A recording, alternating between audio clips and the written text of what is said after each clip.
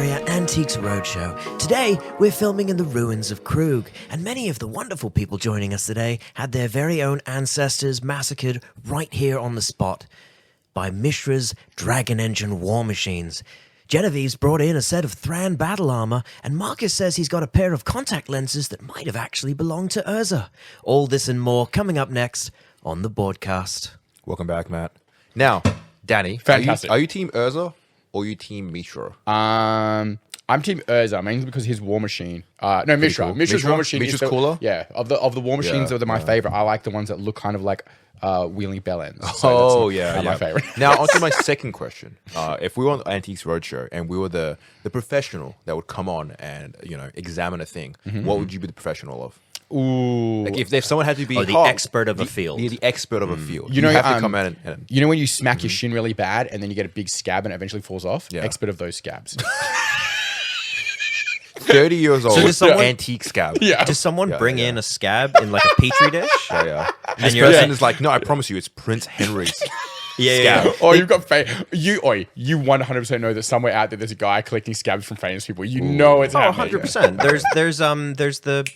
There's the penis museum in There's Russia. a penis right? museum? Yeah. They collect famous people's. Who's donating the Oh, penises? I have heard about this. Yeah. Well, Not donating their dicks? No. I mean, not donating. This technically tends to happen at mortem, right? Hey, I'm here for the dick donation. There's So this is not what you think it is. Oh. Yeah, this isn't a sperm bag. This is we chop it off. No, there's very famously you can go and see Rasputin's dick. The man had a legendary phallus, and it's Gotcha. kept like in formaldehyde, and you can go and observe it. And it's apparently a very well touched case because you go there for like fertility and stuff. You rub Rasputin's dong, and you're gonna go home and Get a baby. make a baby. You're going to have 17 children. Yeah. It's like those statues in like a lot of Asian temples where it's bronze but it's been aged over years, but there's always that little bit of the head of the dog or something that it's been People rubbed have been patting it so kept much. clean. Exactly. I don't know how good your Southeast Asian traveling is, but I don't know if you've ever seen I think it's Bhutanese, and they worship the penis, and they all draw massive phalluses on the outside of their houses to They just embrace that high school energy of I'm going to draw penises everywhere. I might as well enjoy what I'm doing. Yeah, they just never decided that it was socially inappropriate. They're like, fuck it, let's good go to go. for it. Yeah. Welcome back on, Matt. Yes, We got hi. you on so I haven't come up with a name for this series yet, but it's like the Lore Series. Yeah. What's going on, or back in my day, or... Yeah, So- I mean, obviously, I've been on for a couple of lore episodes at this point, and I think we all kind of looked at the schedule for Magic sets coming up, and we went, there's not a lot of Magic lore coming up, but we like doing these episodes. They're good fun. So why don't we go back to where it all began? Go chronologically from the start of Magic all the way through. It's a bit of a refresher course, bit of a history lesson, right? I mean, a lot of people weren't alive when these sets came out. Yeah. Right? I've met so many people through the Commander Leagues that maybe the first 5-10 years of Magic happened and they weren't even born yet. Okay. I think there's so many new players in Magic the Gathering, and we've gone through so many planes and zones and different places, and especially now with all the universes beyond. My favorite part of Magic the Gathering has always been building themed sets. What I'd really like to do is share it with a lot of the new players that don't even know sometimes that there's themes behind it. It's hard when you have a Lord of the Rings like Sauron getting played with a Abaddon from 40k to realize that random wizard on the side that's also in the deck is actually a character. And It's has significant its own, to the story. massive story behind it. This one particular cleric that has like a basket over his head. You're like, no, that's how they look. Yeah, and I think that's really cool. It's there's plenty of podcasts and stuff on like resources on Star Wars and Lord of the Rings and Marvel and all this stuff. But what I really do is go through and plow Plow. We're gonna plow Matt's mind for some of the. That's You're definitely going not to the word just I force mean, your way through. Yeah, I'm just gonna get mind fucked. Is it ply? Ply is mine. I don't know what you're talking about. I like to imagine it's taking a machete through the jungle. Yeah. We're cutting our way through to find where the source. Yeah, anything we chop away, we're sorry whatever you lose along the way. Yeah. No, it's good. There's probably too much up there anyway. It's been like an untended We'll cauterize garden. some of it I away. think the important thing is Magic has a long heritage. Oh There's my been God, a yes. lot of storylines, and for a lot of people, there's we all have that moment when you describe what's going on in the launch story to a new player, and you see their eyes light up. They're like, "Whoa! I didn't realize there's so much going on." Yeah, it's easy. fun. It's easy to forget that Magic is a game that, and I know this like because of literally my age. Magic is 32 years old, right? The very first Magic set, Alpha, came out in August of 1993. I came out right in July of 1993. That means that my entire life, right, Magic has existed. And someone slightly older than me had Magic come out, like a little bit. But anyone younger than me, Magic has existed from before they were born. Yeah. That's a long time. That is it's so true, because there's so little things like that we do. Someone would do on a regular basis where it's so significant of that. Yeah, and I mean, we can recognize, right? Because I'm just looking around the room, I can see a Star Wars poster. We know that Star Wars, started in like the 1970s, right?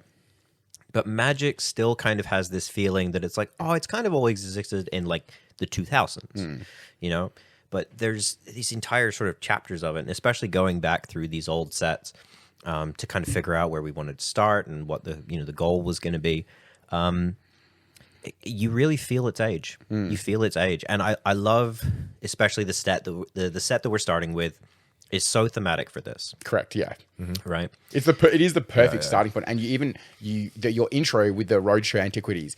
I found out on Roadshow, like the British Roadshow, Antique Roadshows, that anything that's 30 years older is classed as an antique. So me being 33 means I'm an antique, and I get put in the exact same block as like Grecian coins or Roman weaponry or like Babylonian ancient armor tiles and pieces. stuff. Yeah, and in that category now are the first sets of Magic, and then every year that happens, a new set effectively gets added to to being antiques. So if we're talking about 1993 that it came out, we've got the first 3 sets of those years are now antiques, and then every year, and then eventually this year, what came out? What's a set that just came out? Edge of Eternities. Eventually, 30 years later. Yeah, at some point in our lives, Edge of Eternities is going to be an antique, and we're all going to feel real old. There's this thing of how many things out there can someone start as a hobby and 30 years later still be around as a hobby to enjoy? Very much. few Absolutely. things, I mean, like we know, like in our current play groups, anyone who's played with Graham Byard, I always forget how exactly I pronounce his last name. He was one of the beta testers for Magic when he was in the Canadian Navy, right? He's been here since the beginning. Yeah. So if we're using that like 30-year benchmark, right? I'm like, okay, what sets came out in like 1995? That's Ice Age. So everything post Ice Age isn't antique, but everything pre Ice Age is. How poetic! There's Ice Age that sets the antique to not antique. But right now we're concerned with episode 1. Where did it all start? Back in my day, we had a set called Antiquities. Yeah. Now, for anyone that knows sort of the order that Magic sets came out, you might be wondering why we started with Antiquities, because it's not actually the very first set of Magic. It's not even the first expansion. The very first set of Magic was Alpha. Alpha came out at Gen Con in 1993. All of it was sold at that convention and was then dispersed through game stores throughout America and the world in the next 3 months. What did game stores look like back then? I have no fucking clue. Graham was actually showing me the one that he used to go to in Canada. Yeah? Yeah, it survived all the way up to COVID. Because there wasn't really a trading card game back then, right? There's like... There was nothing that survived. Right. There was Trading things that people cards collected. existed. Gotcha. Right? Gotcha. Trading cards existed, but the concept of a collectible card game that had different things that you could build with it was pretty damn new. Yeah. Magic is largely regarded as the first that did that. Yeah. When Alpha came out, Mark Rosewater, one of the lead designers of Magic, was working in a comic shop that demoed. He used to demo Magic the Gathering. He used to It is tell very poetic people- that he goes from there to being one of the lead designers. It's like this career trajectory of something you love into you are now designing this thing you love. Absolutely. Yeah, and Magic, the very first set that we'd have that's designed by Marrow, Mirage, October 1996. Whoa. Okay. So he's been around for a while. Yeah. So, Alpha comes out. They do a reprint. It's called Beta. Beta sells out. They do a reprint. It's called Revised. That all sells out. Then we get a first expansion for Magic, like an actual first. And this is when we mean first expansion, this is an expansion that actually has a collective theme. This is a thing they're trying to do with this set. Yeah. Right? Because Alpha and Beta is a collection of cards. There's some loose ideas here and there, but it's more like, here are cards you can play with, go out into the wild. It's establishing the framework of the game. There's not a lot of story there. Like, there are evocative names and evocative sort of character things that are referenced in flavor text, but there's no story there. Yeah. They're just like, here's Magic. It's a starter set. Real quickly. So last episode, Danny, when we were talking about overrated cards, you briefly mentioned Balduvian Barbarians, Barbarian Hordes. Yeah. I was looking up Balduvian Horde. There's a whole series of Balduvian cards. Yes, correct. They're basically a tribe that exists on Dominaria, and they've been around. Existed on Dominaria, and they have a series of cards. Ice Age was it? They have a whole series of. Their cards. loincloths made sure they didn't survive. Yeah. But they're just through the cards alone, you can track effectively. There's a story that happened where you have these Balduvians, and then the Phyrexians came through, corrupted a bunch of them, and then like you can see how they've slowly become more and more like machine and vicious, and the end product is they've just been fully integrated into Phyrexians. Yeah, they get wiped out. It takes a long time, but they get wiped out. And it's cool just through the series of cards being printed, you can track the stories being told. Just separate from even any other storyline existing in Magic, there is a framework of this is lore that exists. I know you're trying to get something, Matt. Before we do that, sorry. Based on like a video game, it's like when you do an alpha and a beta and a revised, or theoretically before it gets sent out into the wild, is the beta different to the alpha, the printing of the cards? Oh, as in Magic? Yeah. You mean? Yeah. Technically, beta has more cards, more card than alpha. So just one extra card? Alpha very famously printed without Volcanic Island on the sheet. So there is no alpha printing of all of the original duels. I never knew that. No, it's true. If anyone's trying to sell you an alpha Volcanic Island, they're a fucking liar. That's crazy. Because, is that why it's traditionally more expensive, maybe? Because there's less of them? Potentially, yeah. It wasn't added until beta. Interesting. Yeah, so beta was literally like oh fuck, and there's a couple of other like print errors that went out as well. Magic has, especially in this very first era, it is very clearly like a small company that is making a game. Yeah, and there are mistakes, there are templating errors, there are issues. Right. The thing about it's why it's so hard to verify legitimacy of old alpha and beta cards. Oh yeah, you have such a wide spectrum of potentially print errors, print quality checking. I guess the things you're trying to check for could be just wrong anyway. Yeah, exactly. Right. There's a lot that goes into making sure that it is verifiably a legitimate card. Yeah, and this is before we had things like expansion symbols, right? Or like good internet websites, like good software equipment on the internet for the computer to do that on, right? You having worked in purchasing for game cards and that kind of stuff. Distinguishing between an alpha printing, a beta printing, a revised printing, or an unlimited printing comes down to understanding things like the width of the frame, the text that's used, right? Like the formatting things, the background behind the text on dual lands. There's no like expansion symbol to look for. Yeah. Right? You're not like, oh, this one has an A, this one has a B. Modern card games, even from their very first printing, know to do that. But yes, so we have this effectively a starter product in alpha, beta, unlimited, revised, that kind of stuff. The next expansion that comes out is Arabian Nights. What an interesting set, too. Yes, it's just Arabian Nights, though. It is 1001 Arabian Nights, all of those classic stories, that kind of like Arabian mythology. Yeah, very tropey. Yeah, there's nothing... There's no lead on for story here. There's nothing uniquely Magic about it, right? It's literally just an adaptation of those stories. It's Aladdin. It's like Aladdin's lamp. There's Jinn. There's Ifrit. There's a city in a bottle. All that stuff. A lot of the mythology as well. The ideas, the religious themes. It's a very it's a very interesting set because it's the first true theme set of Magic. Arabian Nights is very collectible now as well. So. Yeah, and it's a cool set. There's just no lore to it, right? Because if you wanted me to recap all the lore of Arabian Nights, you could just read it. Yeah. Right? Yeah. And I mean, that technically you can kind of do that for a lot of Magic sets. But right, I'm like, no, it's a historical text. You can just find a copy of 1001 Arabian Nights and just read that. I wonder if for people 101? collecting it in the early, I think it's 1001, isn't it? Yeah. I think collecting in the early 90s, if it's, because all that kind of stuff was really, really big in the movies in the 70s. So I wonder if people like the guys in the early 20s and 30s collecting in the 90s it's like a callback to their childhood where these movies were really big, Well, yeah, for sure. I mean, this Lawrence of Arabia style all that stuff, Yes. This is the era of Magic that was fully brainchilded by Richard Garfield, right? And when Richard Garfield made the game and they're like, we want you to do another product, his very first thing, I guess, was his favorite stories. Yeah. So he just did Arabian Nights, right? Like before he started writing, like, okay, well, I'm going to like try and figure out characters and like what the universe looks like and all that kind of stuff. He's like, I'm just going to do Arabian Nights. I know these characters, boom, slap them on cards. And very famously, there was a point in Magic where Magic almost stopped working with Arabian Nights because they weren't going to continue the alpha card back onto Arabian Nights. Arabian Nights was going to have a totally different card back and effectively be a sequel to the game rather than an expansion. So you wouldn't have been able to shuffle all those cards together because they would have had different card backs. Yeah.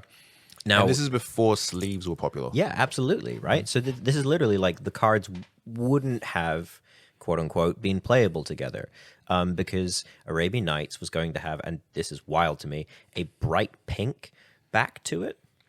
You can find pictures of it. Yeah, It looks ridiculous, right? It's just like this like bright pink neon color, which when you think about like the art style and the colors that are used on old school Magic cards, it's like, what the fuck? Yeah. That doesn't fit at all. What it reminds me of is like those, like, the 90s TV shows, like cartoons as kids, where it's all the, it's the crazy squiggles and dots and polka dots and stuff. Yeah. It does kind of look like an arcade floor, right? So yeah, that was like at the 11th hour, the decision was made, let's not do that. It's funny. Imagine if they had changed the trajectory of how Magic happened. Like, 100%. That's why I argued that like Magic wouldn't have happened if they did that. Because people need to feel like they're continuing on and having more product to play the same game. It just sounded like Richard Garfield wanted to make a whole different game separate from Magic. Yes. Well, I think of something like, say, Munchkin, right? Where it's each set of Munchkin is an individual game, so it doesn't matter if you have the same back or not the same back because it's not intended that way. So like, imagine if Magic had just been like, this is the Arabian Nights set, and you just play Arabian Nights with each other. Each card each was one's standalone. Yeah, just like a board game essentially being released every single time. Yeah, and that was probably the best reference point at the time. But because they didn't do that, you could now shuffle all the Magic product together. You could now build decks from lots of different products. And once again, there wasn't really any other card game in the same way back then. So this was a brand new idea. And now the framework has been set. Magic set the precedence of we're going to keep releasing expansions to add on to a card game. And this adding on gives you more cards to play with. And you can keep adding to your deck and build. Yes. And then we get the next set in Magic. As of 1994, in March, we get Antiquities, the very first set in Magic that is unique Magic story, unique Magic characters, unique Magic setting.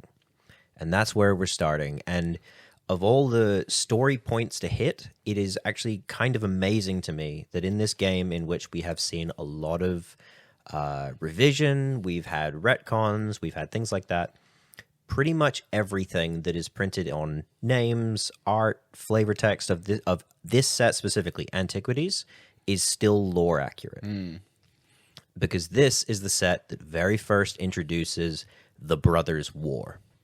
And when you talk about the greater sort of Magic timeline, the Brothers' War is one of, if not the first point on that track, right? Yeah. If you were to go like major story This is the beats. beginning. This is the once upon a time. Yes. There was. Arguably before this, you have the Elder Dragon War. Yeah. The Elder Dragon War is like, okay, that existed. There's a handful of stories here. But the real start of the story that concerns people, it's the Brothers' War, right?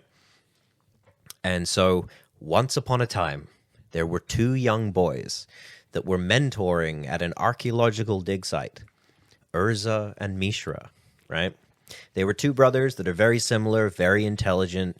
They're from a highborn family, but they're different in fundamental ways, I guess, right? Their ideology? Yeah. Urza is very cold and calculating and mindful and thinking about the big picture. Mishra is very hot-headed and brash and thinking about the immediate, right? So they're adventuring, and I should mention as well, right? Antiquities, the set, is told from a very unique storytelling perspective. Yep. It is not taking place during the Brothers' War. It is being told from the current day, as far as, current day is in Dominaria, right? Which at this point is like still decades later, hundreds of years later. Where the setting right now is Dominaria. Yes, so we are setting is the Dominaria, and Dominaria is considered like the center of the multiverse. At this point in Magic, and this is the only thing really that's been revised, it is called Dominia Prime. Okay. The Magic multiverse didn't really exist as a concept. It was just called Dominia, and the main world that everything was taking place on was Dominia Prime. Now we know that as Dominaria. And in this set, Antiquities, we are uncovering literally the artifacts of a past war, many of which are still working, many of which don't work. Man, imagine you just digging in your backyard trying to put a pool in, and out of it comes like a giant lobster thing with claws trying to chop it. If you dig up like a mech suit in your backyard, would you get in? Would you second guess yourself? Would you go in? You never know if it's you're getting into a mech suit or if it's you're getting yourself into like a torture device. It could be either. It's kind of like in Europe when they go to dig like a new football field and they've got to check to make sure there's not World War II mines and stuff in it. It's that's a thing. Yeah, absolutely, still a thing. Like a lot of Southeast Asia. And in like Central Europe, they have to constantly check for like ordnance. Or somewhere like places in like Vietnam. Yeah, hundreds. Yeah, Burma. Real big deal there. That's one of the main reasons why poppies grew so much in France, right? Was because they would grow on battlefields. They just happened to, but they couldn't ever dig up or develop those battlefields because they probably just had hit mines all throughout them. Yeah. So then the poppies grow like crazy, and it's like, okay, well the poppies grow where battlefields were. Like a semblance of it. Now we associate poppies with Remembrance Day, all that kind of stuff, right? So this set is kind of exploring like it's already a historical set, because the Antiquities is referring to they're digging up the artifacts. Yes, right. Yeah, and it makes sense for this set. This was the very first set that dealt with artifacts, right? It has an artifact theme. So prior to that, there was no artifacts in previous sets, or just not there were artifacts. This is just the first set that dealt with them, focused right? on it. Because in Arabian Nights, you had like Aladdin's ring and such. Yeah, got it. Yeah, for sure. And obviously, there's the Lotus and the Moxen and that kind of stuff that were in Alpha. Very true. The next set after this is the one that very first introduces legendary creatures, right? So, legendary. Also, there's no legendaries in Antiquities either. Not a single one. Interesting. Not a single legendary from Antiquities, Alpha, Beta. It's really weird that there aren't any legendaries from Arabian Nights. You can't have a commander deck helmed by Aladdin. True. But that's because of it hadn't been invented yet. They hadn't been thinking about that, Yeah. That being said, it wouldn't be hard for Wizards to errata it. They could if they wanted to. Yeah, I wonder if do it. Someone's come up with an idea of Arabian Night like characters you could run. But a lot of the Arabian Night stuff is also like not. Some of it is incredibly strong, and a lot of it is very forgettable. Yeah. So. If you're like I said, if you're gonna have a commander deck helmed by Aladdin, I believe he has tap destroy target wall. Yeah. Super relevant. Yes. Yep. Yeah. All them walls in Magic. Which is, funnily enough, actually, if you go back and play Magic, the wall thing was actually a sub-theme. It was an evergreen sub-theme, the walls. It was relevant at the time. So yeah. So Antiquities is really fun as a setting because we as players are going through this set and meeting these names and things like that. And I think it's a kind of a masterclass in subtle storytelling because all the storytelling is done in flavor text. It's done in things. There wasn't any books, no comics released yet. There were, right? Okay. There were, but if you were just experiencing the set as a set, right, and you were just playing it, you were like, you're seeing Ashnod's altar, you're seeing dragon engines, you're seeing things like that. You're being introduced to terms like Argivia or Yawgmoth, right? You can then start to see connections between cards. You can start to put that stuff together. And I think if you were to look at the entirety of Antiquities just as a set, you could probably piece together the major beats of the story. Yeah. A couple of things of it are kind of left off because they hadn't fully developed it here. But the major points to meet, right? And players from somewhat recently might have already done this with the Brothers' War set, right? Yeah, it is like 30 years on, we're still touching on the Phyrexians and Yawgmoth and Blood's War. Like it's such a mainstay of the story, and we've gone and come back to it so many times. But it's still so primary to anybody who's playing right now. Plenty of new players know the name Urza, or they'll know the name Mishra, but not the significance. Yeah, true. So. I think if we were to compare it to like other fantasy or like sci-fi stories, something like that, it's one of those pivotal moments that has impacts throughout the entire story, right? So for Warhammer, it would probably be something like the Horus Heresy. Yeah. It's one of those things where it's like the event happens. Oh, that's an incredibly good example. Connection. Yeah, or all like aspects of the story at one point or another root itself back to the Horus Heresy, right? Right, or you go Star Wars, and it's like Order 66. Everything from that point onwards is ramifications of that action, right? Or deals with the world as it developed from that action. Yeah, and Magic is that from the Brothers' War. So yes, we have these two brothers, Urza and Mishra. Many players today will have heard those names, right? Especially if they dealt with the most recent Brothers' War set. But here they are first introduced. They are brothers that go into a cave, the Caves of Koilos. They find a big old mechanical mechanism on a wall with a big stone in the center of it. Both brothers recognize this is a stone of significance archaeologically, and they want to take it. And they bicker, and they argue, and they fight, and they accidentally crack the stone off the wall into two pieces. Those stones have magical power, but the stones are split, so they are different sides of like a magnet, right? There's the Might Stone and the Meek Stone. The Might Stone goes to Urza, the Meek Stone goes to Mishra. Are these big old rocks that you got to carry around with two arms, or they're like little boys that go in their pockets? They're like a fist-sized one, right? So like, you could probably carry it in a pocket. You could probably put it on a pendant, like on a necklace or something like that. Nice. Oh, the Might Stone, the Meek Stone comes up in games and decks every single day. The Might Stone I haven't seen in a while, and I didn't realize it was the shape of a fist. You mentioned fist, and very much the original art of it is a clenched fist. It is a clenched fist. Yeah. I mean, those were very different interpretations at the time. I think lore-wise, they might be conceptualized a little bit differently. Yeah. They're more just like crystals. Yeah. Right. Real quickly, what's this weak stone? Oh, did I say meek? It's weak stone. Yes. So it was the weak stone and the might stone. Oh, so the Meek Stone is a different thing again. Okay. And the meek stone art has a very much because like artists back then had a lot more like liberties. It wasn't an overarching art director saying you have to design within this idea. Yeah, you get given a template of you have to make this. What are you going to draw? It is funny because the weak stone is like a weird alligator, skinless, hairless alligator. So the weak stone, I believe, the stone itself is hanging off the neck of effectively like a poodle, like a angry looking dog. Yeah. So if your poodle's looking like that, by the way, you got to take that to the vet, brother. Yeah, a lot of the art in this set was really just kind of like throwing stuff at the wall, seeing what stuck, and some of it. You know what then it is? had It's implications. the weak stones draining the power of this animal. You can see it's shivering.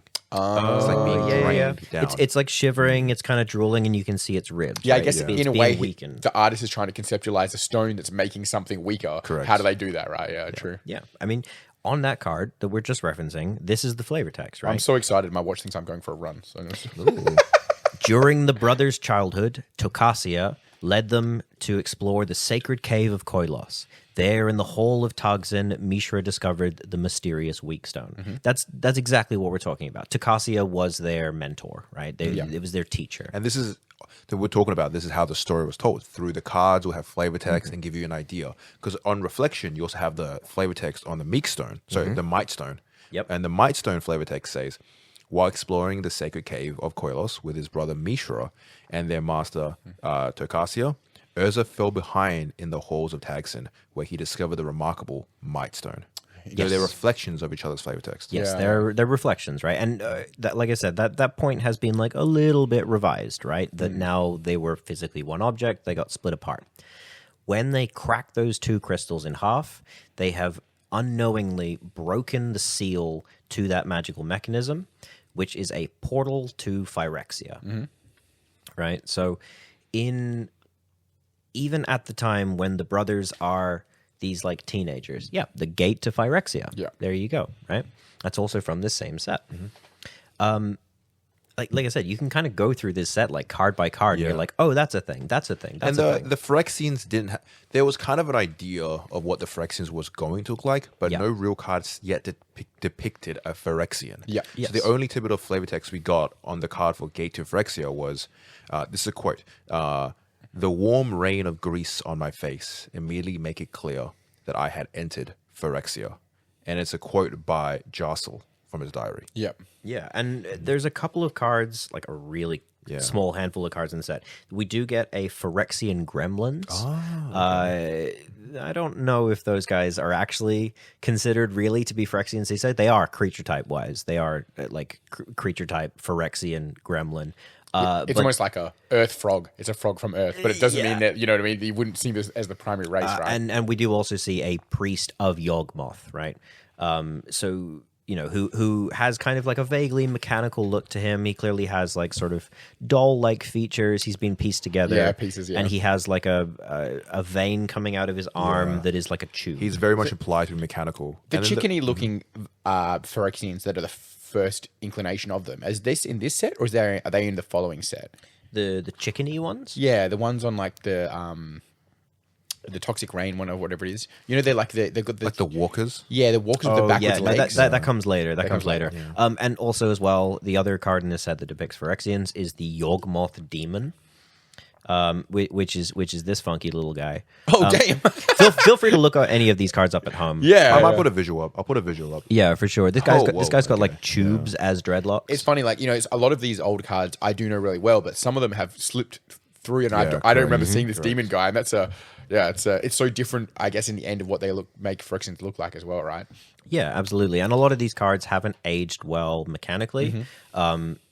So the ones that didn't get slapped on the reserve list haven't been reprinted a lot of the time because the cards are bad. yeah. There's been no need to reprint. I guess if there's no relevance for the card to be in a deck, it's gonna remove itself from history, almost like an antique, right? Yeah, pretty much. I mean, the Phyrexian Gremlins is a great example of that. It was an idea for black artifact removal, quote unquote, at the time.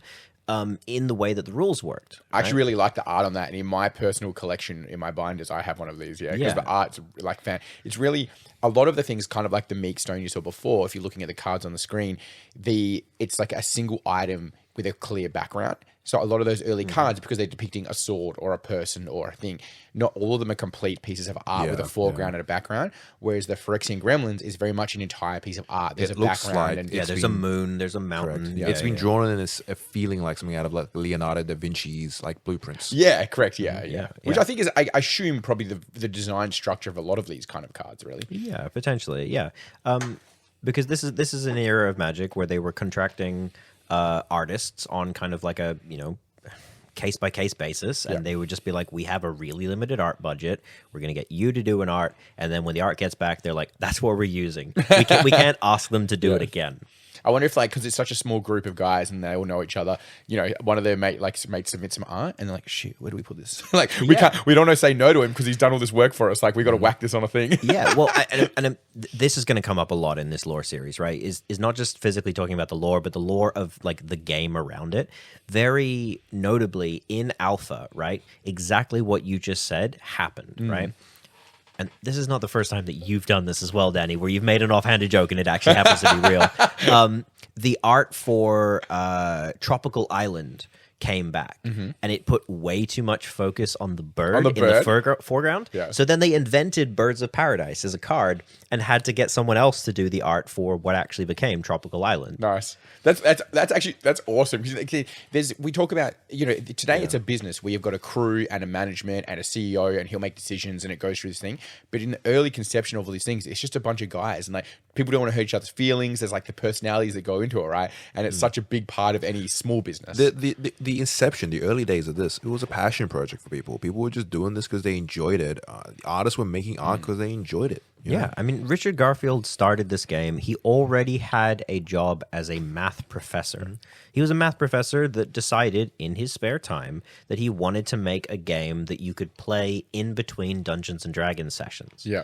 Right? So a lot of his... That's awesome, right? Yeah, right? You can feel it in the old school Magic. It feels like the same old school 80s, 90s fantastical realm of Dungeons and Dragons. Yeah, and a lot of his friends that were part of his D&D group were the very first playtesters, right? Crazy. And he was using university printers to print out the original cards for what they became, right? When they had like, they used like Xerox machines of their own faces as like the art for the cards. Yeah. Oh, that's Bill, Yeah, like Richard Garfield's face like squeezed against a printer in the same way that you'd like photocopy your ass. Was the art for like a Black Lotus or whatever. And those cards, those early playtest cards, are very collectible. I mean, they do. They do still exist. Some of them made their way into circulation. Pop up somewhere. Yeah. So where were we? We crack open the gate to what became Phyrexia. We then leave that, right? Like the gate to Phyrexia is now open. They're unaware that the gate's open. They're unaware that it's so it's this is the open. ominous part of the movie where it opens the background as they're facing the other way and walking away. Yes, right? the characters leave the cave, and in the background it goes and creaks open. Lovely. Right? And like an oily foot comes through. And the brothers go on to use these magical artifacts that they have and their own hyper intelligence to become very successful in their own regards, right? But they still fucking hate each other. They're brothers, yes, but they really want to beat the other brother. It's very competitive, and very specifically, they want the other stone, right? Urza wants the weak stone, and Mishra wants the might stone. They want to get both of them together. They don't want the other brother to have it. Yeah. Do you think they realize that there's power within the stones they can harness? Yes, absolutely. So Urza can now use the might stone to superpower things, right? It makes them incredibly strong, right?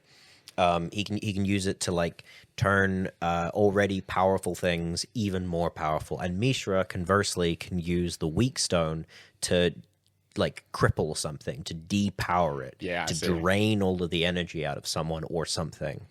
The concept's really cool because you clearly have one brother who effectively can do really good things with his and can increasingly do positive good things, and the other one who can only really do negative things. It feels but has like a power in setup that. for a good guy and a bad guy. Yeah, absolutely. And that it's hard to quantify Urza and Mishra as good guys and bad guys, but at this time in this set, that is probably the best way to look at them. Yeah. When we look at them like as a much larger concept, Urza is 100% not a good guy. He's a protagonist, not a good guy. Yeah, I see what you're saying. Real quickly, there's quite a notable book released a while ago called The Thran. Would the Thran be a good beginning point? And there's a touch upon the same Brothers War storyline. Yes. So the Thran is a prequel to this. Okay. Right? So we'll touch upon that later. I don't want to distract you. We'll keep going. Yeah. So Urza, Mishra, they have the stones. A lot of these like things at the archaeological dig site that I was talking about is the brothers digging up Thran artifacts. Yeah. Right? Yeah. The Thran are kind of like a precursor race that existed on Dominaria, and the brothers are digging up antiques from that time that then in this set become part of their massive war that become antiques for way later, right? So the reason that portal to Phyrexia is there is because the story of the Thran happened. Yawgmoth was a Thran, right? Of this precursor race. He basically invented phyresis as a disease that he could use to control the populace. The populace then revolts against him. It's a massive civil war. He ends up getting exiled where he just fucks off to his own plane, right? Because he's discovered that other planes exist. He's discovered that planeswalkers exist. And he has made a portal to his own world. The portal then gets closed behind him as one of the last acts of the Thran society, right? Society then progresses for hundreds of thousands of years. Forgetting about this whole situation, Yeah. And then the brothers unknowingly crack it open, right? So both of those brothers go on to get positions of power in various like courts and different Because they were already situations. very gifted people. Oh yeah, Very smart and already driven, and then they were given more power through these artifacts, and they were destined to become significant people in their world. Yeah, they're very intelligent. They're very charismatic people. Urza becomes the prince and then basically the king of the city of the city of Krug. There's like a fun thing where, have you ever heard of the Gordian knot? No, Right? no. So the Gordian knot was like a story from, I want to say it's like Roman-ish times. And basically that exact same thing happens in this story. A king makes an extremely complicated, huge rope knot. And he offers his daughter's hand in marriage to anyone who can untie the knot. Why do you think, like, Excalibur, where they pull it out of the stone? It's just a cooler version of this knot story. Yeah. You'd like someone in England was like, "Hey, that knot story is cool, but we can make it less lame." And then the sort of the twist to the story is that a knight comes along. He sort of realizes that the king never he wants his daughter never to marry. Oh, he's made the knot too complicated. Yes. So then he takes a sword and just cuts it. He just cuts right through it. And in this version of the story, in the Brothers' War, Urza invents a robot that just rips it apart. Is he also dealing with a knot or some other He thing? is also Same dealing with a knot. Oh, okay. It's the exact same story. Well, same idea. Do we have a rope card? Like, there's not one in this set, but there is a depiction of that event in the Brothers' War set. oh, really? Yeah. Where it's like a giant mechanical thing, and it was like the King of Krug knew that no man could ever untie the knot. He hadn't accounted for the hands of a robot. I feel like in a society filled with robots, maybe you should have accounted There for is an Urza card that is Urza, Prince of Krug. Yes. So Yes. I believe it's the commander for the precon. Yeah. So far, talking about this has really just made me want to go play those commander decks against each other. You know what I mean? Just to get the lore going. Yeah, you know when you talk about feel lore it? of like a video game, so you want to go play it. Like when I think we always think about, we talk about fantasy with Total War. Like now I'm like, I want to go through those cards and pull them apart and see what they're doing. Yeah. And that's why I love that you guys approached me for this series, right? Because going through that, you can find stuff, and maybe someone will hear this and go, "Yeah, I want to build a commander deck around that." They go through their collection of cards and they might notice something. Well, a big, but I won't touch on it too much from here, but a big part of why I find this so popular is very early on when I started getting into Magic, the way that I explored this was on Wikipedia. I would just go through all like whatever I think the Magic version of Pedia, MTG, whatever that is, MTGpedia, right? You just can go each card, and each one has a little bit of lore about it or the text. And I would just jump from card to card to card and Just kind follow a breadcrumb. yeah, learn the story from there. I actually learned from doing this from when I would do World of Warcraft. That's how I used to learn the Warhammer 40k lore. Yeah. My exposure to Warhammer 40k was just clicking on links and being interested. and reading about it, right? Yeah, So then from there, I went and built my Glister the Trader deck, and it is 100% like Phyrexian themed from that from those sets, right? And that's really where all of my love for the stories instigated, and how I went back and learned about. You built that passion project Glister deck on the Phyrexians, and I did the same for the Weatherlight. Yes, because correct, the Weatherlight, my whole exposure to the Weatherlight storyline and all the plot points and the lore was also just clicking on links on a Wikipedia, and reading about the characters and being fascinated. That's with so their awesome that storyline. we ended up with like the exact Same idea. route I into it, wanted yeah. to build a deck. It was just a love letter to all those famous characters. Yeah. So- And tying back to what I said before, both of those things that you just mentioned all tie back to the Brothers. That's exactly, yes, They correct. all tie back to the Brothers' War because they're the This is the ramifications head of the family tree. Yes, This is the genesis point, right? So then the war sort of starts. So in where does earnest. Mishra? So Urza becomes Prince of Krug. He becomes the Prince of Krug. And what does Mishra do? Mishra becomes kind of like a desert king. He becomes like a desert warlord of man, I'm forgetting the names of the various tribes. But basically, he kind of becomes like a Khan. Well, he becomes kind of like a Lisan Al Gaib from Dune kind of thing, where like he goes Like a to the person people of of the worship, desert, and then he like gets people together. So A uniter. yeah, Urza is the person of an already established kingdom, and he sort of rises into a position of power, and lives in like in fancy clothes and drink. Has access to things. Mishra works himself up from the bottom with like the scavengers of the wasteland kind of thing. Right? Would you say he's like manipulating them into following him, or it's more of a like he's trying to rise their status above it as a way to like get control of their tribes? It's kind of both, right? It's kind of both. Yeah, I think it's just his cult of personality, his strength of personality driving people his way. Yeah, I mean, Urza and Mishra become the heads of these huge factions later on because people follow them, right? And part of that is because They are good leaders. Part of that is because they're both manipulative in their own way, but they have ambition. They have a drive, and they will warp things around them to make that drive happen. Are the tribes already like enemies of the fancy pants places, or is it more something that they drives against each other? The sparks of conflict are there. Yeah. Mishra then flans the flames. Yeah. Right? I love flanning flames. Yes. Mishra flans the flames. Yeah. He fans those flames, and Urza then, of course, in retaliation, then does push back, right? He's like, we need to strengthen our defenses against those crazy people from the desert, right? And then sort of the war begins in earnest. The brothers' war itself starts to rage, and over the course of the war, which takes decades, right, there are insane amounts of casualties, right? Each of the brothers creates war machines. They have entire armies at their beck and call. They both become very, very talented artificers, right? So Urza is making giant robots of defense and things like that, and Mishra is making giant dragon engines, right? Huge machines of destruction.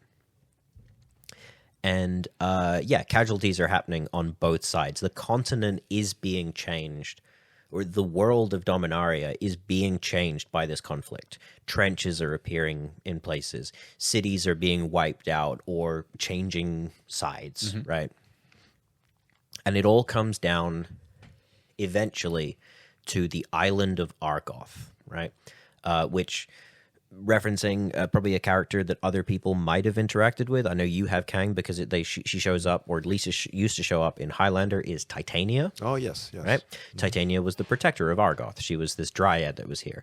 The war is taking so much resources and so much time that the brothers are constantly looking for more places to, like, fight over, pillage, and drain of their resources. Literally strip fueling mine. their war efforts, right? Right? Strip mine is in this set because that's what the brothers were doing. They would just like rip everything out of the ground to use for the war effort.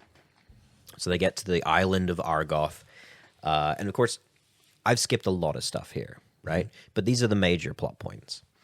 And the brothers' war itself, like the set. The Brothers' War goes into a lot of the particulars of the meantime. Yeah, for sure. Yeah, it is cool to think like, in Antiquities, they're literally digging up the antiques of the war machines that they used in this war. Yeah, and then the Brothers' War goes back to the direct time of that war machine. Yep. and the interesting dichotomy between how the war machines are depicted from one set to the next. You know, we get a very much like War Machine. War of the Brothers was this year or last year? Last year, I believe. Last year, very recent anyway. But it's very much a 2025 understanding like sci-fi and like mechanics and all that kind of stuff, and how like visceral and violent some of those machines are. Yeah. And then the Antiquities version of the war machines are like a cart. Yeah, it's like a wagon. Yeah, it's like wagons and different stuff like this. It is very funny. It's like, and it's basically what the people, the artists could conceptualize those pieces of equipment as back then, you know what I mean? Without the realize of like, 2025. What a robot would actually look like. I think about now, like drones that we actually build like spider drones that can fly and go underwater and shoot missiles are more advanced than what people imagine they will be like in the future. And they're right now, Yeah. I probably for the best example of this, we'll talk about the Dragon Engine that I mentioned of Mishra, right? Look at the original art for Dragon Engine from the set, right? And it references in its flavor text the fall of Krug, which is what I called up at the top of the show. So is that Ramos or is it just a dragon? This is a dragon. Yeah. Ramos comes later, right? Then look at the fall of Krug as it's depicted in the Brothers' War, right? That is awesome. Which is the exact same dragon engine, just depicted differently, and it is way more menacing. Modernized. Yeah, and those are depicting and referencing the exact same thing. One of them has like clunky, weird panels and clockwork and stuff like that. And then the 2025 one is like it's got fire shooting out of fucking everywhere and it's sharp edges and all that kind of shit. It instantly reminds me a lot of what's the shark? The big shark, Jaws, right? And you have like the Jaws from like the original movie. The original movie, and it was like the big just puppet. a large shark. And then you think of like the Meg with Jason Statham, and it's like effectively dealing with like what's supposed to be like two crazy sharks, but it's like it's 2025 version. We have to make it bigger and better. Yeah, absolutely. Like we got to up the stakes. Yeah, up the stakes. Yeah. And so on the final island of Argoth, Titania is like, I don't know who to side with, but I don't really want to side with either of you because I'm pretty sure both of you guys are bad guys. Yeah, you're both either who doesn't matter who's on whose side. You're both fucking shit up right now. Yeah. Yes, you're gonna strip mine me no matter what. And Urza manipulates her into a treaty or like sort of a deal.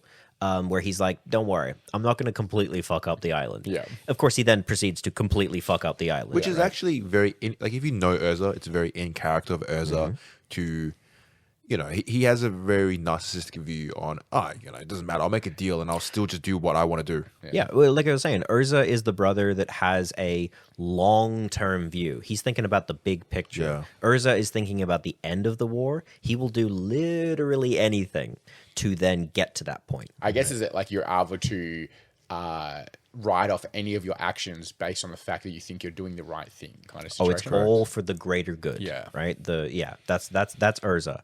And then Urza then becomes, of course, a massive character for the storyline of Magic going forward. And that is all reflected. And it all starts here, right? Because when he gets to the final confrontation with Mishra looks way different than when he last saw his brother. Mishra is dripping with oil. He has mechanical parts. He's speaking with like a weird voice that has like mechanical undertones and grinding gears to it. And it's because that portal to Phyrexia that was now open has started to seep influence in. And the character of Gix has been sowing the seeds of Phyrexia through Mishra's army. He knew that Mishra's army would be the one that was susceptible to that. Is it that he find? I could be remembering because again, it's a long time ago since I did this. But did he find his claw, or is something? Did he find something? Yeah, it's like the claw of Gix definitely does stick around as an artifact. Gix himself doesn't physically interact with Mishra or anything like that. It's all like through sleeper agents and things. Got it. I'm fairly certain Mishra at no point knows that he's working for Phyrexia. Yeah, it's kind of, Right? He's just being offered like positions of power and like all sorts of upgrades and things like that. Guy just rocks up on like a random Tuesday. He's like, "Hey, you want a mechanical arm?" I'm like, "Fuck yeah!" Yeah, in the Brothers War set, right, the 2025 one.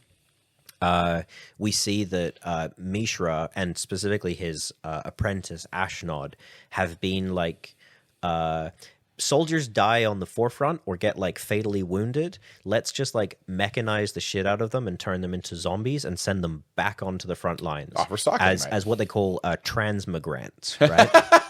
Sure. Transmigrants are the progenitor for what like mechanical Phyrexians would really become. Right. Yeah. They're the same kind of idea. Let's just like remake you and send you back. At this point, do we know how Phyresis works yet? Have they talked about the Phyrexian oil or how Phyresis works yet? Well, I mean, if we're talking about like the Brothers' War as a point, no, we don't. We just know that Mishra is being corrupted. Yeah, in fact, if we're looking at it from the perspective of during like the Urza Mishra time, Phyrexia is a long forgotten mystery, right? It is an ancient evil from beyond the time of modern civilization by hundreds of thousands of years. So Mishra has no idea that he's being manipulated by something from another world, like an alien dark force, right? The concept of Phyresis or glistening oil or even Yawgmoth himself, completely foreign, right?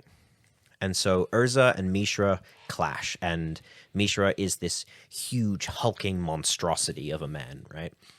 And Urza has been uncovering different artifacts throughout the entirety of this time, right? Stashing stuff away that seemed like it's magically relevant. And on the island of Argoth, he has uncovered something called the Silex, right? A big old bowl, right? That's a card in this set, the Golgothian Silex. And very fittingly for how it works in the story, right?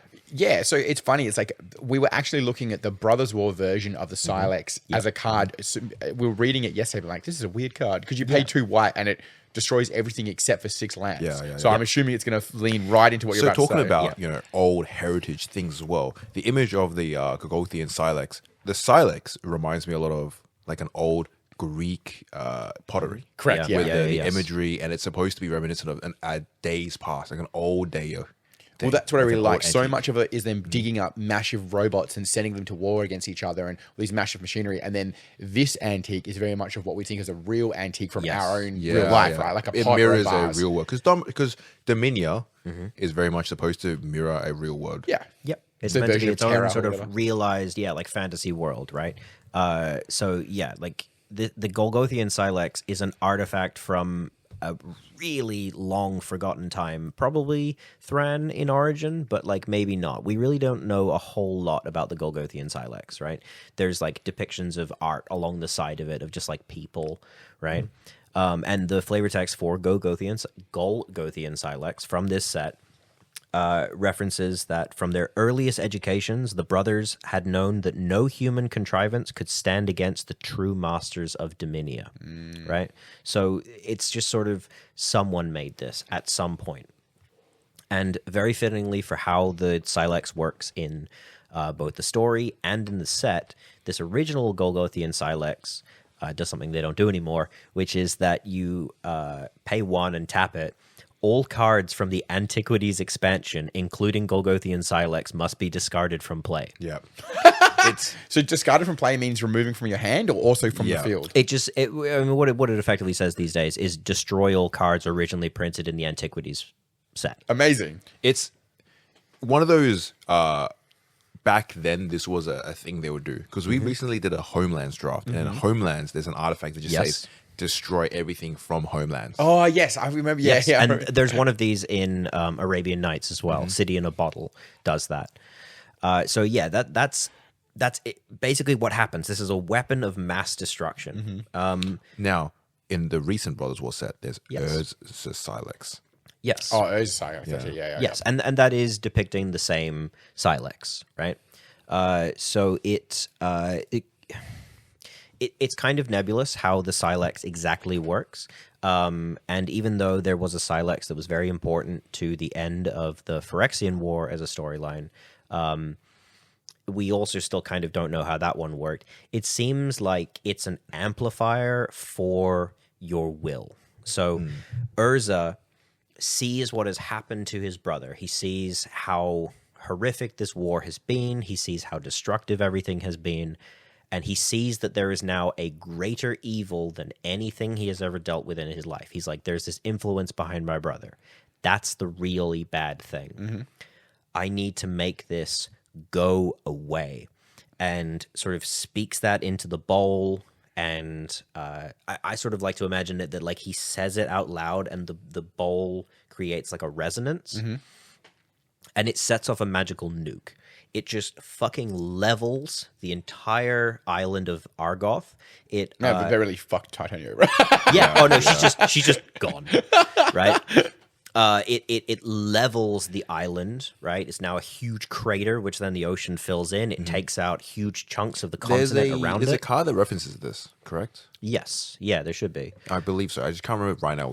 I'll look it up while you do your thing. But in that moment, the Might Stone and the Weak Stone thrust themselves inside Urz's head. They fly through his head. And for the very first time in a Magic storyline, we have someone's Planeswalker Spark ignite. Ooh. Yes. Urz's Ruinous Blast. Yeah. So Urz's Ruinous Blast is the card that references this. And I believe it's not from around this time. When we revisited Dominaria, this is a card they printed, and it's a legendary sorcery that says exile all non-land permanents that aren't legendary. Flavor text is centuries ago, one man's vengeance plunged the world into ice and darkness. Yes. Interesting. Because this is a magical nuke of such a scale that it sparks Urz's Planeswalker Spark, right? Flings him off into the blind eternities. but it has incredible ramifications for Dominaria. It plunges Dominaria into a dark age and then an encroaching ice age. It has massive implications for the continent. It completely changes like the political landscape, right? Like it just resets society. Yeah, makes everyone have to pick up. It was a proper Doomsday Day, like a Doomsday event. Yes. Is it a physical like explosion that's killing everything, or is it just is it destroying all technology? Well, based on the art, it looks like a physical explosion. It's a giant explosion, right? It's the amplification of Urza saying, "I need to wipe out Mishra's influence or whatever influenced Mishra," and it just like pushes a ginormous magical shockwave, just like it just shoots, destroys out, everything. Yeah, right? I guess like a coverall. Yeah. So it's like nothing much else is going to survive, but at least this one thing is dealt with. What I love about this Silex is it's such a mysterious artifact, and what it necessarily does as a mystery is what makes it enticing. Like we don't have to know how it does things; it just does it. And for me, it's a bit like the mysteries of the Halo rings. I was thinking the exact same thing. It's a good parallel. We just know that the Halo rings are Doomsday devices. How they create Doomsday is less relevant than the mystery of it just does. Yeah, and in a similar way to Halo, there was a precursor race that made the Halos, right? And as their last-ditch effort, they activated them. Yeah. Right? In Magic, the Thran existed and probably made the Silex, and as their last-ditch, like, sort of moment of their civilization, they locked away Yawgmoth inside of Phyrexia and wiped themselves out, right? So the Silex is the end point of the Brothers' War. That after that point, both brothers are gone, and Dominaria is forever changed. Right? Everything past this point has to pick up the pieces because, like I said, Urza and Mishra have both become very large political leaders. They're leaders of like entire cultures. Right? They've got people following them, and all of a sudden, they're both gone. Right? All of them are gone. And the environment, the world is in ruins. Yeah, I mean, it's like the end of a war, and the both political leaders are completely gone. Yeah. So now the second in charges are kind of in charge of everything, and Urza and Mishra both had apprentices, Tornos and Ashnod, respectively, who aren't leaders. They're not. That's not what they do. They're inventors, right? Tornos was a guy that just wanted to make interesting mechanical toys, and Urza then manipulated him into making weapons of war. There are cards referencing Tornos' inventions, and you can tell that Tornos was more of a creator, like he was more of a creative inventor. So there's Candelabra of Tornos, for example, right? So rather than making war machines, he's making artifacts. Candelabras. It's funny because like if we think about in the gameplay version of this story, you have like thing Ashnod, you have Ashnod's altar and Ashnod's this, and things that really survived the test of time card wise. But then Tornos, I feel like, I guess like, I don't know, you're not seeing Candelabra played on a day-to-day basis. Correct. You know what I mean? Where it's just like how through our own history of this game, some things have survived like antiques and other things have been lost to time. Yeah, you know? it's pretty or relevant. like Tornos' wand, you know? Yeah, well, that's the thing. I actually don't remember the Tornos name at all. Like, he got a real card as well. Yeah, but you can tell that the mirror to that it was Ashnod, where you have Ashnod's altar. Yes, you know, he was very much interested in this. She was interested in a separate thing entirely. Yeah, Ashnod was very much a blending of unethical science and machinery, right? So it was using biological mass to power machines. Oh, cool. The best. Always the best. I like the Matrix. Yeah, exactly, right? So like it was the transmigrants that I referenced before. Ashnod was like, oh, we have all these like crippled and wounded and dead soldiers. Fucking suit them up into metal shit and send them back on the battlefield. I don't give a shit about the fact that those used to be people. Yeah, the ethics of a Brian. Yeah, leader, or right? There's a short story in like when the Brothers' War set came out of the other members of Mishra's army who were like in the trenches at the time, and then all of a sudden people that they know that died in the last battle are marching back towards them. They're completely dead in the eyes, they stink like rotting corpses, and they don't say anything, and they just like march right past, and they're like, holy shit, was that Bill? Yeah, right. Oh, wait a minute, that's Bill, but he's got like Marcus's arm. Oh, That's lovely. fucked up. Yeah. By any means necessary, When right? your own troops start to be like off the side as well, you're like, ooh. Especially as a troop, you're wondering, hey, what is my life worth now in this war? Yeah, true, yeah. Yeah, and then at that point you've got to have those very same soldiers being like, "Am I on the bad guys?" Yeah. So we have the two pivotal characters go missing, and then what happens after the fallout? So we have Tornos and Ashnod. Yeah, so Ashnod kind of disappears from the story past that point. In fact, Ashnod has had a change of conscience. Ashnod was pivotal in getting the Golgothian Silex to Urza. Oh, interesting. She kind of like betrayed her master because, I mean, she's super into unethical science, but when he becomes like a dripping oil monstrosity, she's like, maybe not. Maybe I shouldn't be going after that guy. He's definitely the bad guy. Yeah. One of my favorite cards actually from the Brothers War set is depicting that moment where she like sneakily gives something away, which is it's a black spell that allows you to give control of an artifact to someone else. Very nice. Right? Very on And theme. you get to draw a bunch of cards. Right? Yeah. It's pretty fun. You're just like, here, take this. So, we know. So there's going to be more storyline involving Urza. What happens to Mishra? Mishra's just dead. He's just gone. He's completely vaporized. Obliterated. Right? And at that point, Gix now sees so this Phyrexian influence that's been kind of infecting things. Gix doesn't get destroyed. He goes, I see. This Urza guy completely fucked up our plans, right? Our attempts to sort of take over this society by having Mishra win this war did not work, right? Mishra got completely vaporized, and this Urza guy is the reason why it didn't work. Urza's disappeared, so maybe that's a good idea. I'm going to then go a little bit more underground and start to sow the seeds again, right? So Phyrexia kind of slinks into the background again. And as we then progress through the Ice Age period of Magic, which I guess we'll talk about on the next episode of this. Because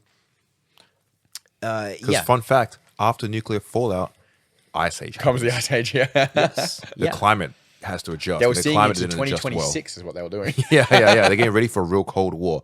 Well, very much. Well, you have to realize that like a lot of these designs and the storylines and the ideas, came out in the 90s. Of the people that probably grew up around that post-Cold War influence. Yeah. So in the back of their mind, they had that idea of what nuclear war was going to be like. Yeah, what would happen if the Cold War got hot all of a sudden? That's what happens in this Magic story. And I should say as well, Ice Age is technically the next thing that happens chronologically in the story, but there are a number of expansions between there, right? Legends, The Dark, Fallen Empires, all that kind of stuff, right? Before we get there, so But they're maybe like that would be slightly skipping ahead. less relevant to the storyline. They have their own cool stuff going on, right? But they're not main path, main trajectory of timeline. Yeah. This event of the Silex going off has incredible ramifications beyond Dominaria as well. It wasn't something that was fully even really touched on until much later, but it shatters parts of how sort of the multiverse is structured. It creates what's called the Shard. I'm pretty sure that's what caused this, which is like, because the Shard is one of those storyline things that happens in a comic book, and the comic book got like ended way before the final chapters came out. Yeah, like if you look for them on like the MTG Wikipedia, like the Planeswalker War is a comic book that never came out, and the article is just like, here's what probably happened based on like marketing material. That's going to be Game of Thrones. Yeah. It's going to be a Song on Ice and Fire, right? Yeah. So it does things like sealing off Dominaria from the rest of the multiverse. So Urza is now out in the Blind Eternities, and he spends a long time away from Dominaria. Urza doesn't touch Dominaria again for probably 1,000 years, right? So he not only has left entirely and completely fucked up the plane while he left, but he's now they're on their own, right? They need to deal with the ramifications of his actions. And Urza is now also a pre-mending planeswalker. He is a god beyond gods. But he has an enemy now. He sees that drippy oil alien influence. He knows it's called Phyrexia because that was one of the words that Mishra used in their like big battle. Yeah. And he's like, what the fuck is Phyrexia? Yeah. I'm going to go out into the stars, the cosmos, the blind eternities. I'm going to find out what that is. And then I'm going to come back and I'm going to fix things. It starts the beginning of the Phyrexia-Urza conflict. Is Urza the first planeswalker? Or he's just the only current planeswalker we're talking about? He's the first one that we ever see happen in story. Yeah. Okay. Right? But planeswalkers like, exist in each chronologically. universe. Yes. The Nicol Bolas and Ugin become planeswalkers far before this, right? In the Elder Dragon War. And also, when we talked about the Thran, Yawgmoth met a planeswalker then. Got it. Yeah. He met a planeswalker then. That's how because he started on like Dominus Prime. That's how he ended up knowing that there's other planes. Yes, yeah. He was introduced to like a planeswalker. The planeswalker was like, "Hey, you seem like a pretty chill guy. You want to go? Yeah, you want to go like see a different world?" And Yawgmoth's like, "Hell yes, that sounds awesome." And she kind of loves Yawgmoth, I guess. There's sort of an implication there. And she finds him a plane to just like turn into a laboratory, like a completely abandoned, empty plane. There's no one there, and she's like, "Go nuts!" Right? She comes back like a decade later, and she's like, "Oh my god, fuck!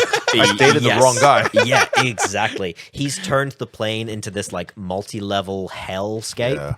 Yeah. And when that planeswalker then comes back, Yawgmoth has set a trap for her, where he traps her in like a physical contraption where she's in constant pain so that she can't planeswalk away. Yep. And he then... chill. Because the planeswalk you have to focus.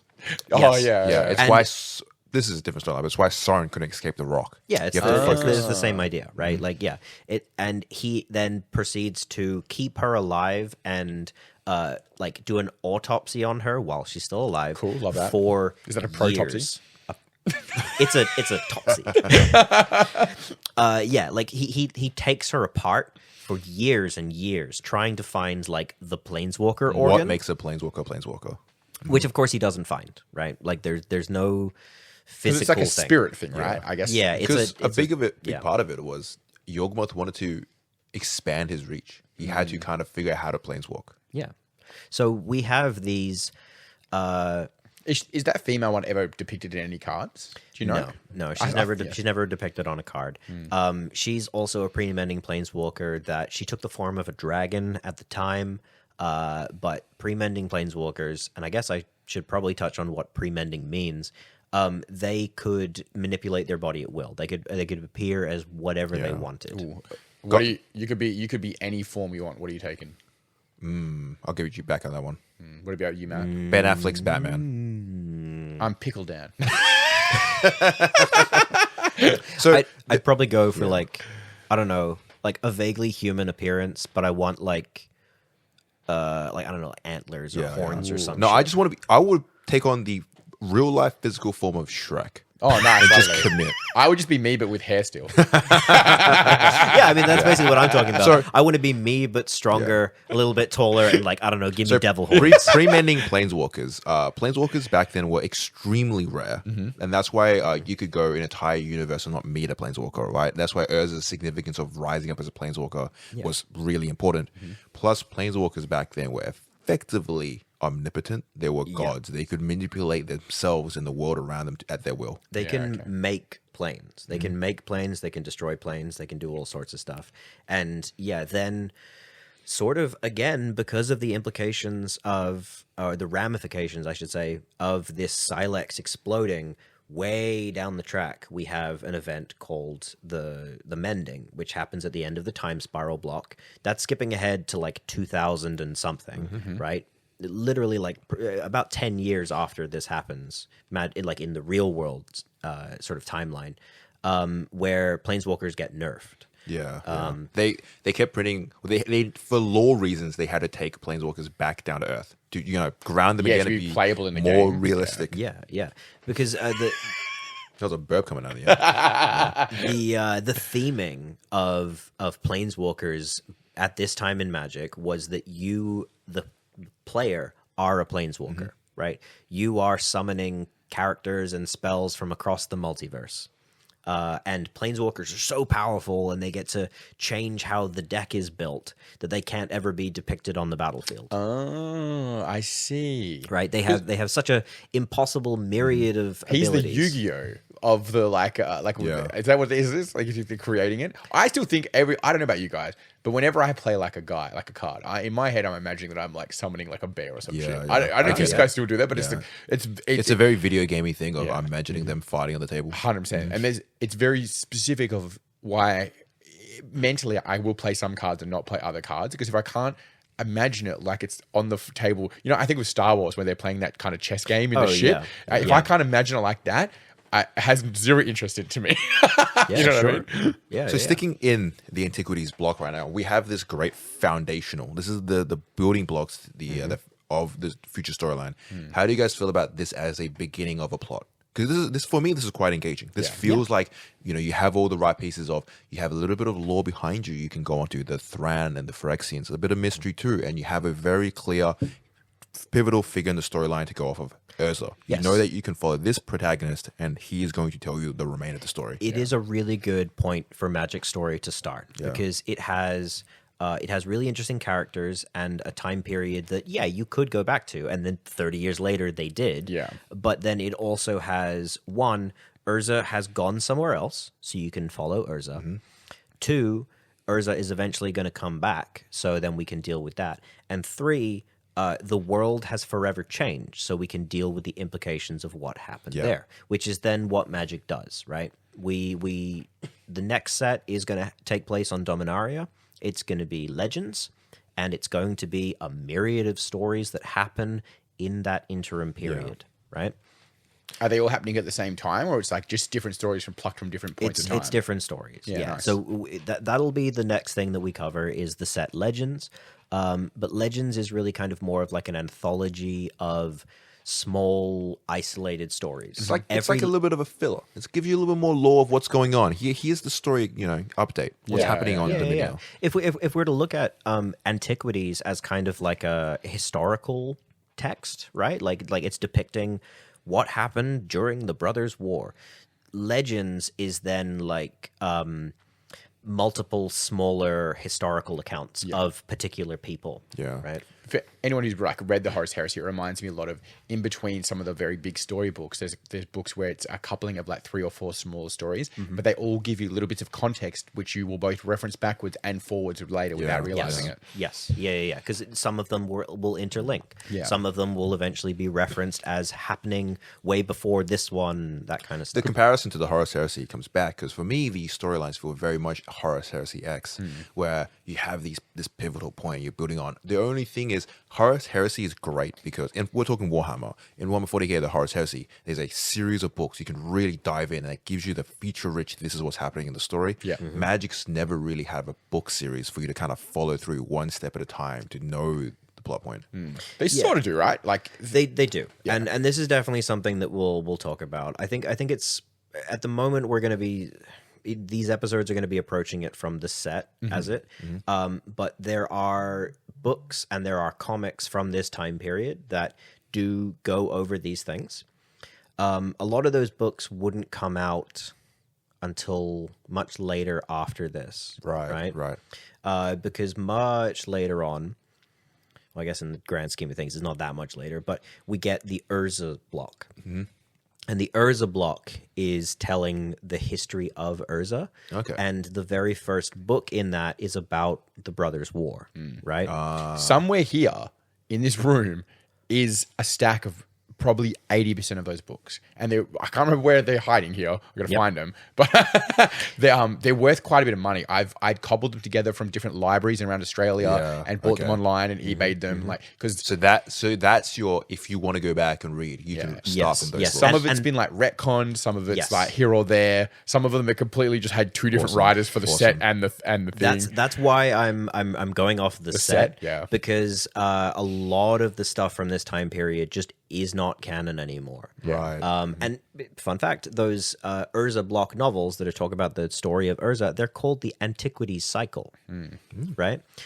So yeah, there was a lot of stuff from this time period, books and comics and things like that they're so non-canon that they're their own topic in and of themselves. Yeah, it's like a different story. Yeah. And also arguably some are great, some writers I don't mind it because for me, with writing, I like to imagine in universe that things are so far long ago that stories change and evolve. That what is canon or not canon, or what is truth or fiction blends and changes. For think me, it's a bit like Star Wars, where people really like to get up in arms of what is canon anymore in Star Wars. But like, does it really matter?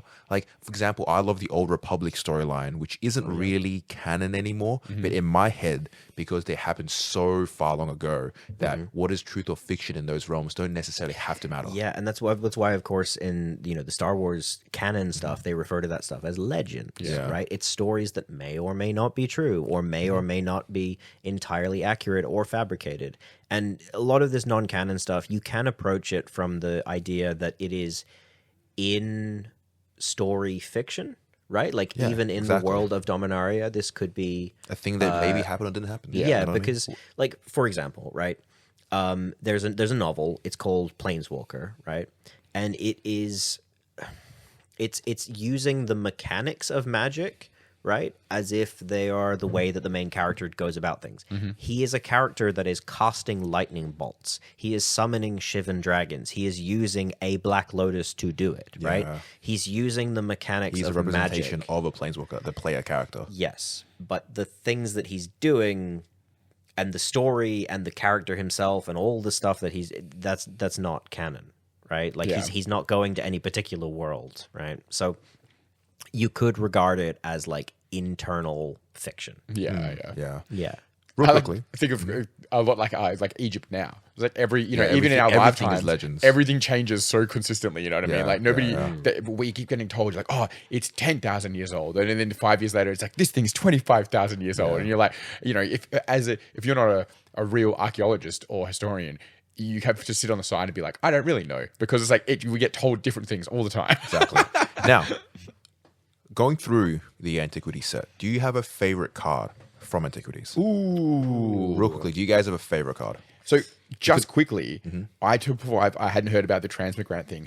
I actually used to play Ashnod's Transmigrant in the Glissa deck that I'm talking about. And I didn't even realize the true connection that it had between the two things, which I think is actually really cool. Because with Glissa, a big part of it is that everything else in that set that deck are artifact creatures, but she's not. So I'll use something. I'll use board wipes to destroy all non-artifact creatures. So I use something like the Ashnod's Transmigrant to turn her into an artifact, so she survives the board wipe along with her like minions. I said the Antiquity set feels cool because when you have a set come out, you can have orcs and goblins and such funny creatures. But with the Antiquity set, because so much of it is artifacts, like singular items, looking back through a lens, I can be like, oh, cool. This is the Coral Helm. This is an actual like item back in the day. It feels like an old thing. Yeah, there's Ashnod's battle suit in there, which is really, really cool. Absolutely. Yeah. So do you have your favorite card, Matt? Yeah, my favorite card in the set is Titania's Song. This is a card that I've actually still used in Commander, and it works in a really weird way. It's a green enchantment, right? It costs 3 and a green. Many people have probably never regarded this card before, but what it does is it turns all non-creature artifacts into creatures with power and toughness equal to their mana cost, and they lose their abilities. Right. It's Titania. It's the one that's in charge of the Argoth, right? The untouched natural paradise, right? And it was like, keep all that artifact shit out of here, right? And Titania's Song will eventually go away. That's sort of regarded in the story. So Titania's Song then has an ability that triggers when it leaves play, which is, weirdly enough, that its effect still lingers until the next upkeep. Yeah. So it's like the Titania's Song, like, whispers in, like, it echoes out. Oh, that's awesome. Right, yeah. My favorite card, this is a bit of a for fun pick. My favorite card from Antiquities is Rocket Launcher.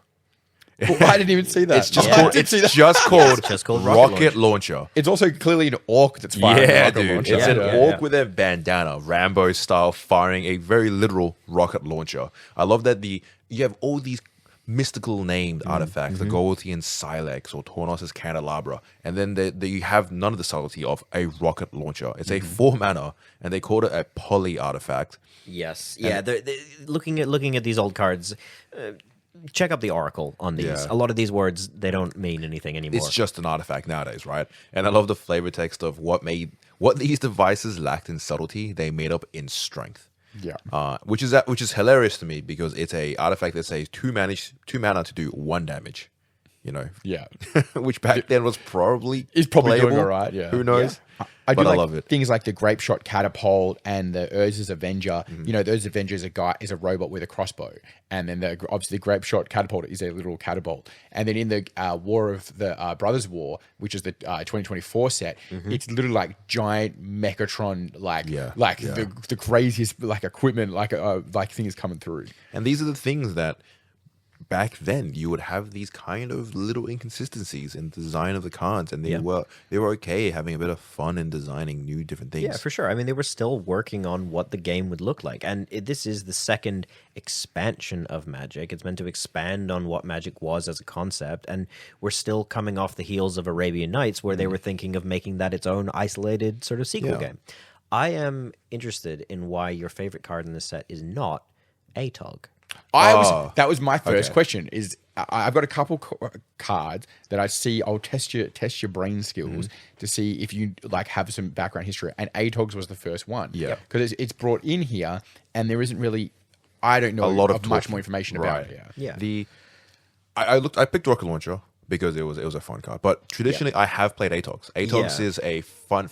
Atogs for me is a fun favorite creature type of mine because they're such a weird creature type that doesn't have a lot of lore behind why they exist. They just do. Don't. And there's a series of Atogs that exist. Atogs exist, or more specifically, the card Atog exists because it's a funny pun.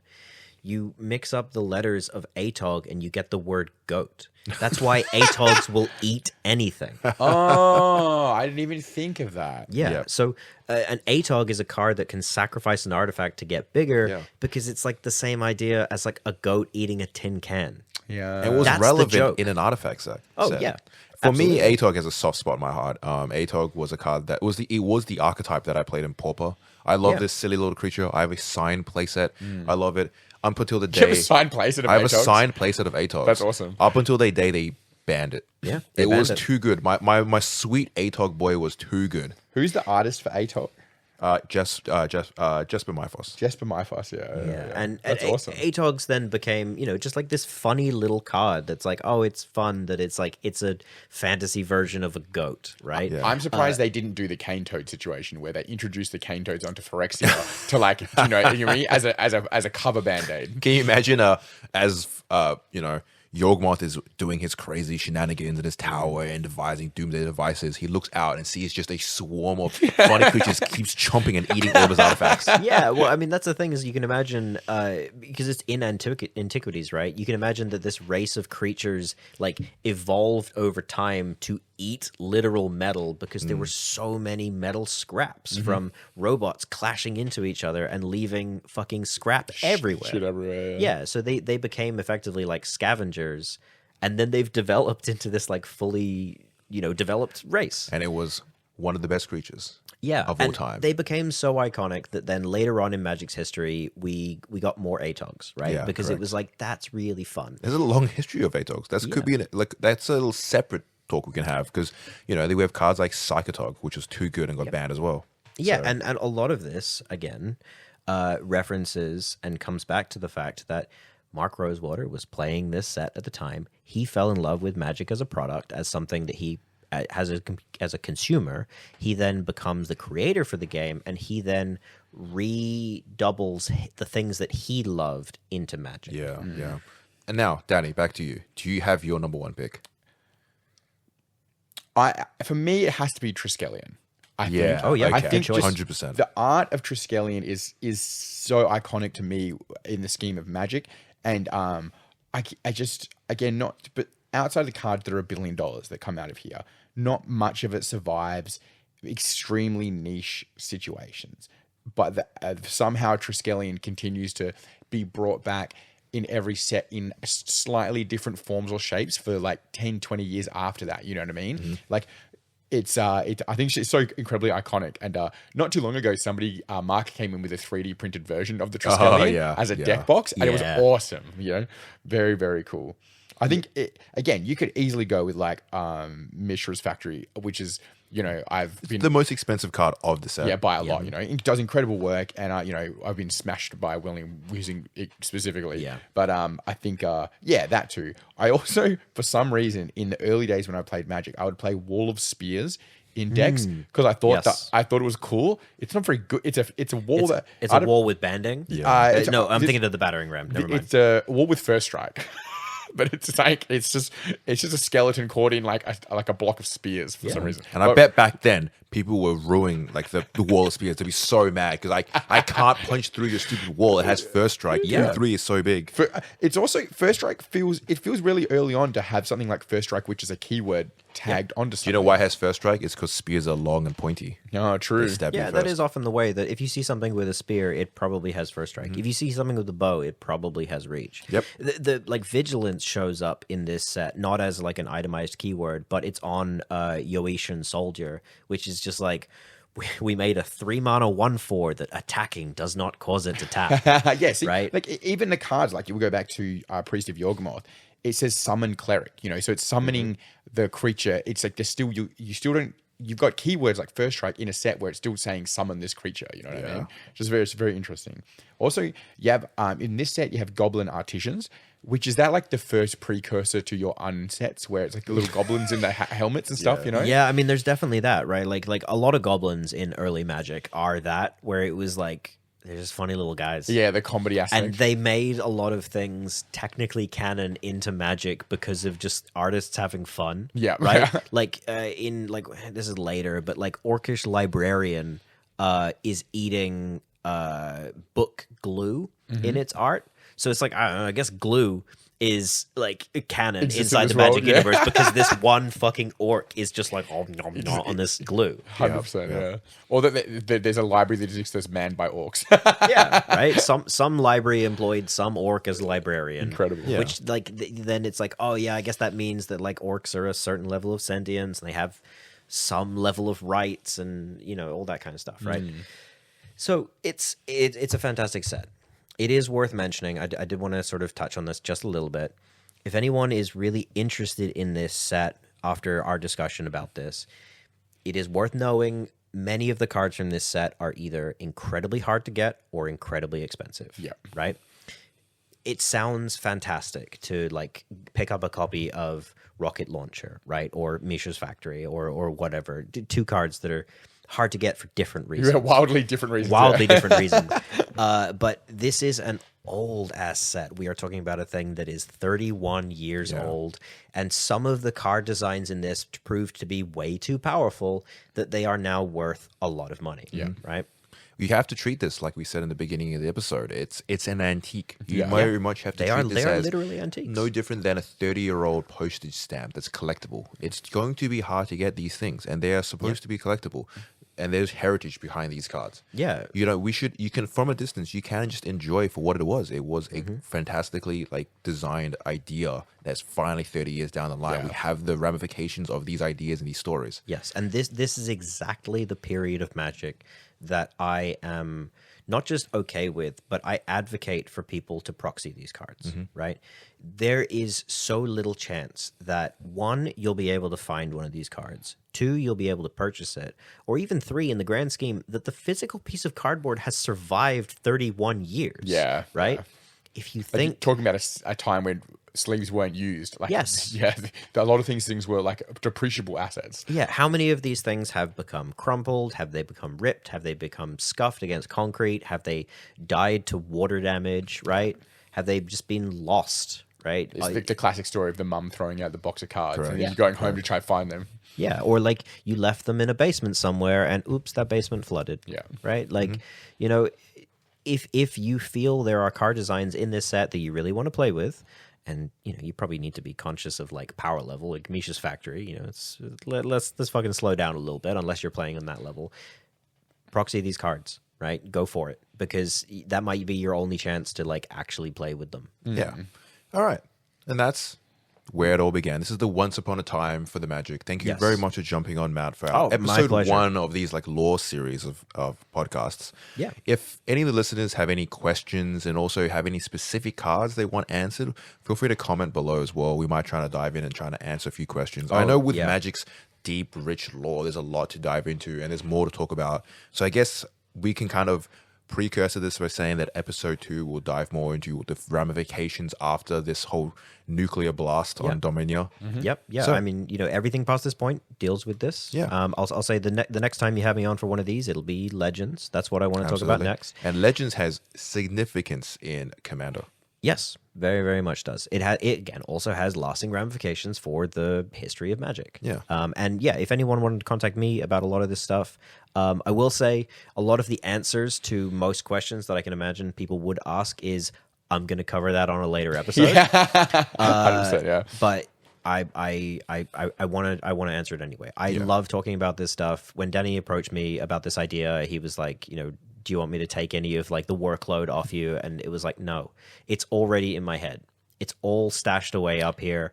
I am fucking thrilled to have the chance to sit in front of a microphone and have a reason to put it out somewhere. I'm on easy streets here as well. It's like Matt has to do all the research, Kang does all the editing, and I just hear it. I've already done all the research. It's just there. Well, I think like I spent so much time in like being invested in Magic the Gathering and really appreciating the story. And it's something we talk about a lot is there a bit of depreciation on the value of the story that's been built with the encroachment into Universes Beyond? And I think as a store and as a consumer of the product, I really appreciate the Universes Beyond what it does, but I really see this as a homage to this incredible story that has been told that I hope that like new players can be involved in and really enjoy as well. Hopefully it doesn't fall too far by the wayside. So. It's a rich and storied history, and whilst like a lot of the actual story of it, there's hits and misses. Some of it's good, some of it's bad. It's history, right? Like it's real world history that this game was coming out. It had a story that was developing. It shot some things at the wall. Some of them stuck, some of them didn't. Yeah. And I love thinking about a lot of this stuff as well, and I'd love to go into the stuff that's no longer canon because someone wrote and produced all that stuff, and it technically isn't part of Magic's history anymore. Yeah, but it kind of disappears is after a while. There's all that stuff. It's great to talk about it. All right. So thank you very much for tuning in. Yeah, Stay cheers, tuned Matt. I really for more appreciate lore episodes. We'll just dive more into the timeline of Magic the Gathering. Thank you for listening, guys. All right. Absolutely. Love it. Cheers. Catch you guys around. Yeah. Thank you.